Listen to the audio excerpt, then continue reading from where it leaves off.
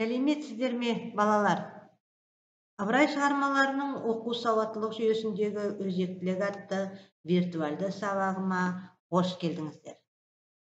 Бүгінгі сабақта қол жеткізетін мақсаттар мынадай болмақ. Оқу сауаттылығы арқылы жазба мәтіндерді түсінуге және қолдана білуге дағдыландыру.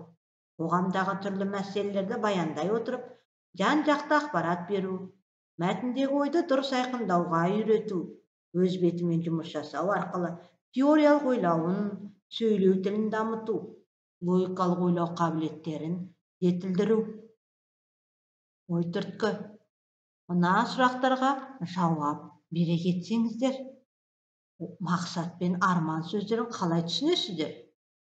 Анықтама берсеңіздер.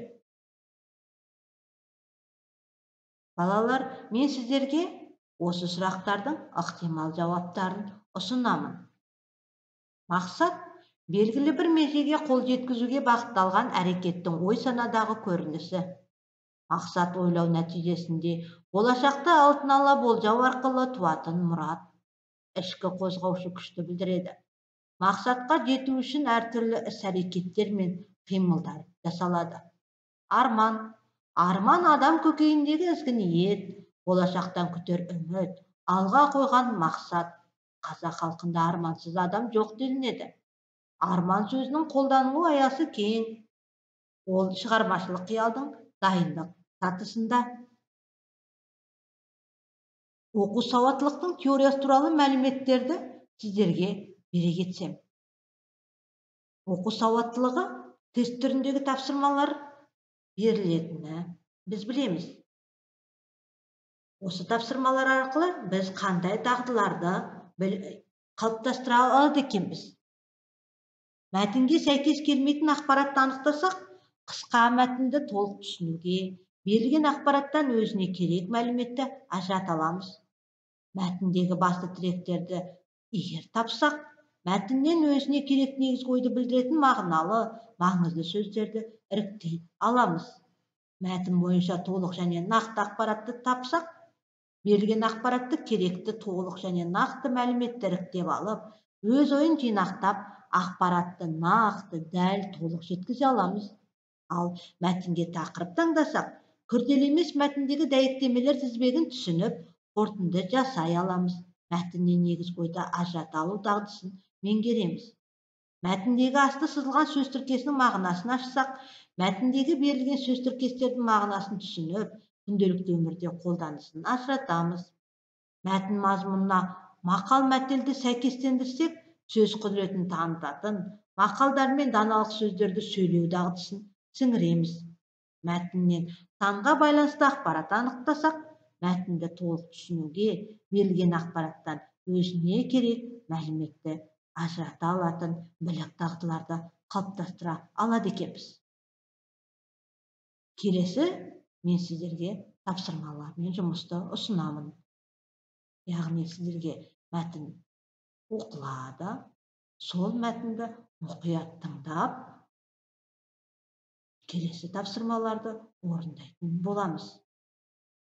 Айуанның естесі көп, бірақ адамдай толық ақылы жоқ. Ит адамға шын дос жануар. Дүние жүзінде иттің неше атасының ұлы бар. Біреуі қора, біреуі там күзетеді, біреуі мал сорына мал бағады, біреуі аң, құс алып береді, біреулері тіпті ат орнына жегіліп те жүріледі. Бұлардың бәрінде екінші кітапта уақытымен айтармыз. Англия жұртының ең үлкен Лондон деген қаласында өрт болған уақытта күйіп жатқан тамның ішінде қалған балаларды алып шығуға үйретілген иттер бар. Соның біреуі Боб деген ит. 12 баланы өрттен алып шығыпты. Бір күні бір там жанып өрт сөндіргіш адамдар келген уақытта бір әйел адам жылап тұрды. Балам жанып жатқан тамда қалды деп. Өртшілер әлгі Бобты жіберді. Боб баспалдақпен тамға кіріп, түтін ішінде жоқ боп кетті. Біраздан соң баланы көйлегінен тістеп қана алып келді. Шешесі қуанып баласын алды. Өртшілер иттің өрт шалған жері жоқ па деп қарап тұрғанда, Боб өршеленіп жанған тамға қарай ұмтыла берді. Өртшілер ойлады шамасы, тамда тағы да бір бала бар шығар деп. Сонымен Бобты және қоя берді. Біраздан соң Боб аузында бір тістегені бар, тамнан жүгіріп шыға келді. Қараса, әкелгені бір үлкен қуыршақ екен. Бірінші тапсырма. Әрекеттерді оқиғаның келісімен реттеп қоямыз. А. Аузында бір тістегені бар. Б. Әкелген қуыршақ екен. В. Біреу малшының орнына мал бағады. С.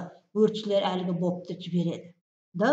Көйлегінен тістеп алып келді. Я, балалар, мен сіздерге дұрыс жауабын ұсынамын. 1. В. Біреу малшының орнына мал бағады. 2. С. Өртшілер әлгі бопты жібереді. 3. Д. Көйлегінен тістеп алып келді. 4. А.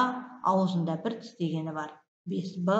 Әкелгені қуыршақ екен. Жақсы, рахмет балалар. Енді келесі екінші тапсырманы мұқият тыңдаңыздар. Мәтіндегі құтқарушының әрекетін қандай құндылыққа балайсыз? А. Адамгершілік. Б. Жауапкершілік. В.